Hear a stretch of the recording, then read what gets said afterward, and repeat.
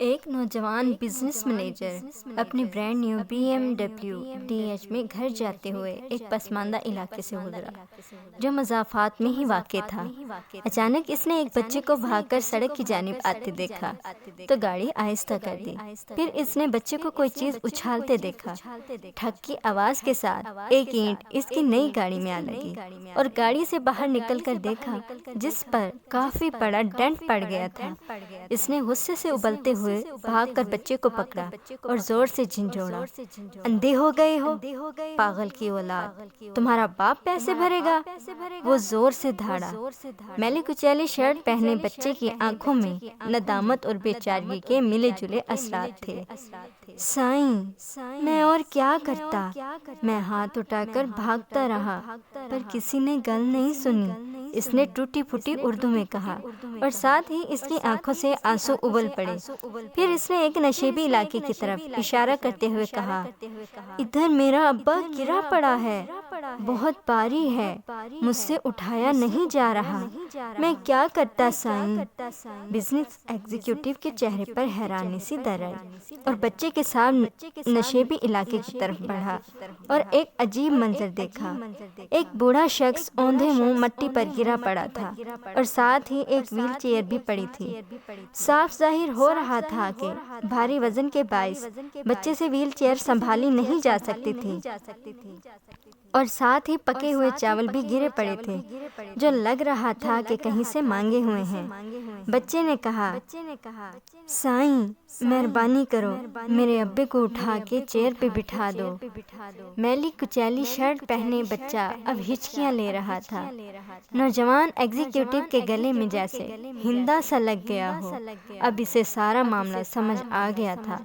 اسے اپنے غصے پر ندامت محسوس ہو رہی تھی۔ اس نے اپنے سوٹ کی پرواہ کیے بغیر آگے بڑھ کر پوری طاقت لگا کر اسے معذور شخص کو اٹھایا اور چیئر پر بٹھا دیا۔ بچے کے باپ کی حالت غیر تھی، چہرہ خراشوں سے بھرا ہوا تھا۔ پھر وہ بھاگ کر اپنی گاڑی کی طرف گیا اور بٹوے سے 10,000 کپ کپاتے ہاتھوں سے نکال کر بوڑھے آدمی کی جیب میں ڈال دیے۔ پھر اس نے ٹیشو پیپر سے خراشوں کو صاف کیا اور ویل چیئر کو دھکیل کر اوپر لے آیا۔ بچہ ممنونیت کے آنسو سے اسے دیکھتا رہا اور پھر اپنے باپ کو لیے اپنی جھگی کی طرف چل پڑا۔ اس کا باپ مسلسل آسمان کی طرف ہاتھ اٹھاتے ہوئے اسے دعائیں دیتا رہا۔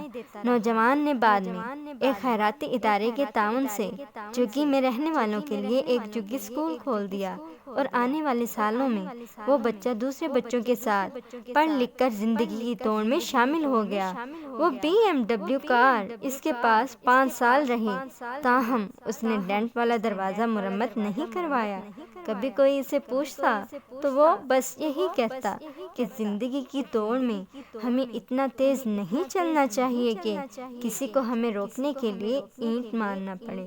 سننے والا اس کی بات سمجھتے نہ سمجھتے سر ہلاتا چلا جاتا۔ اوپر والا کبھی کبھار ہمارے کانوں میں سرگوشیاں کرتا ہے اور کبھی ہمارے دل سے بات کرتا ہے۔ جب ہم کبھی اس کی بات سننے سے انکار کر دیتے ہیں تو کبھی کبھار ہمارے اوپر ایک اینٹ اچھال دیتا ہے، پھر ہمیں وہ بات سننا ہی پڑتی ہے۔ جہاں ہم اپنے خاندان والوں، بیوی بچوں کی خوشیوں کے لیے بھاگتے جا رہے ہیں، وہیں ہمارے آس پاس بہت سی گونگی چیخیں اور سرگوشیاں بھی بکھری پڑی ہیں۔ کیا ہی اچھا ہو کہ ہم اپنے ارد گرد کی سرگوشیاں سن لیں تاکہ کسی کو ہمارے اوپر اینٹ اچھالنے کی نوبت نہ ہی پڑے۔ آمین۔ دوستوں، امید کرتی ہوں کہ آپ کو میری یہ ویڈیو ضرور پسند آئی ہوگی۔ اگر پسند آئی ہو تو اسے صدقہ جاریہ کی نیت سے ضرور شیئر کیجیے گا۔ کیا پتہ ہماری بات کسی کے دل میں اتر جائے، کسی ایک غریب کی بھی آپ کی شیئر کردہ ویڈیو سے مدد ہو تو آپ سوچئے کہ آپ کو کتنا ہی ثواب ملے گا۔ ایسی ہی ویڈیو کو سننے کے لیے چینل کو سبسکرائب کر لیں اور پلیز بیل آئیکن کو دبانا مت بھولیں۔